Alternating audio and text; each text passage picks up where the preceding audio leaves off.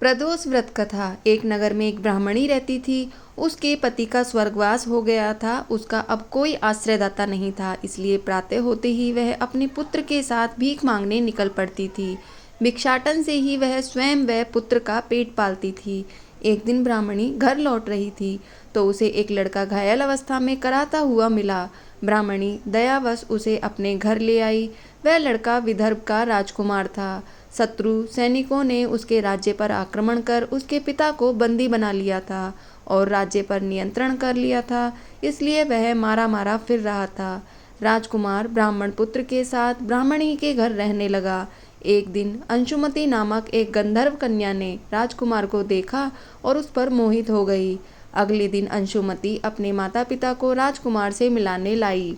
उन्हें भी राजकुमार भा गया। कुछ दिनों बाद अंशुमति के माता पिता को शंकर भगवान ने स्वप्न में आदेश दिया कि राजकुमार और अंशुमति का विवाह कर दिया जाए। उन्होंने वैसा ही किया। ब्राह्मणी प्रदोष व्रत करती थी। उसके व्रत के प्रभाव और गंधर्व राज की सेना की सहायता से राजकुमार ने विदर्भ से शत्रुओं को खदेड़ दिया और पिता के राज्य को पुनः प्राप्त कर लिया। आनंद पूर्वक रहने लगा। राजकुमार ने ब्राह्मण पुत्र को अपना प्रधानमंत्री बनाया। ब्राह्मणी के प्रदोष व्रत के महात्म्य से जैसे राजकुमार और ब्राह्मण पुत्र के दिन फिरे, वैसे ही शंकर भगवान अपने अन्य भक्तों के भी दिन फेरते हैं। ओम नमः शिवाय दोस्तों।